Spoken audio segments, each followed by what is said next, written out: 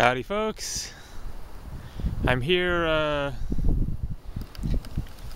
down in the valley along the train tracks obviously. Normally then I shoot my videos up in the hills back up there.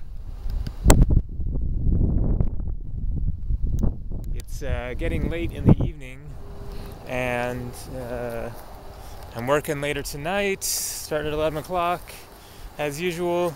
Just woke up an hour or two ago and went out for a little hike, and then I'm headed downtown to go grab something to eat.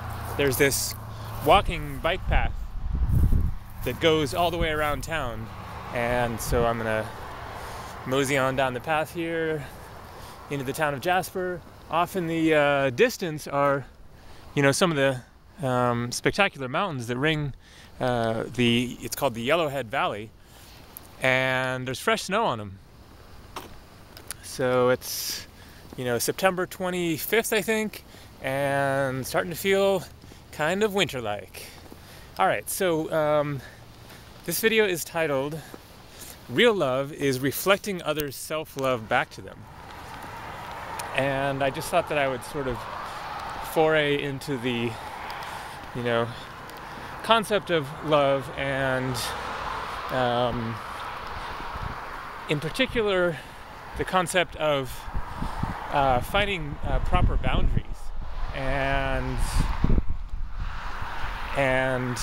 not falling into the trap of enabling others.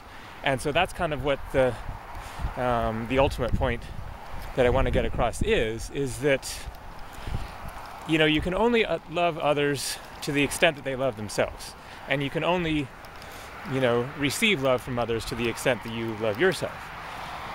And, you know, if somebody is in a difficult place, a difficult frame of mind, and you feel compelled to, you know, help them out of that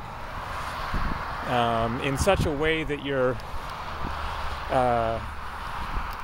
doing their work for them, then you are actually not doing them a favor. If you are kind of, you know, trying to be loving towards someone in such a way that you're actually replacing their lack of self-love for them, then you are actually just perpetuating that circumstance that they're in. Or you may be. I mean, it's, you know, it's not a simple, straightforward kind of a, you know, scenario. But the point is that when you truly, genuinely radiate your own self-love outwards and relate with others from that space, then what you will have a tendency to do, rather than loving others and replacing their lack of love within, you will have a tendency to inspire them to find their own self-love. And it's all about that, you know, that principle of namaste, of you are another myself, and of coming to that understanding that you affect the world in the way that you are vibrating your own energy. And if you are going around, you know, trying to save people, trying to, you know, fill others' lack within, then you're actually treating them as being separate.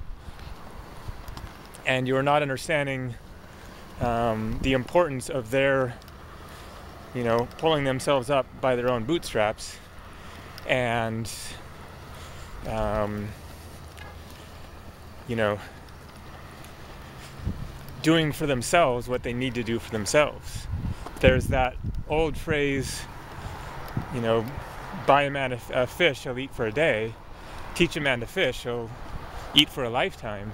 And that's kind of the basic concept, that, you know, you can go out of your way trying to help people meet their needs that they haven't figured out how to meet them, you know, on their own by themselves. Or you can embody being that, balanced, loving, affirming, responsible, considerate person who has found light and love within, embody that and inspire others, to see that and be like, shit, I want to get into that, state of mind. That's where I want to be. I don't want to be a victim and propped up by somebody else. I want to come into my own power and my own, realization and enlightenment within, because this person seems to have figured something out and seems to be embodying that, and that's where I want to be.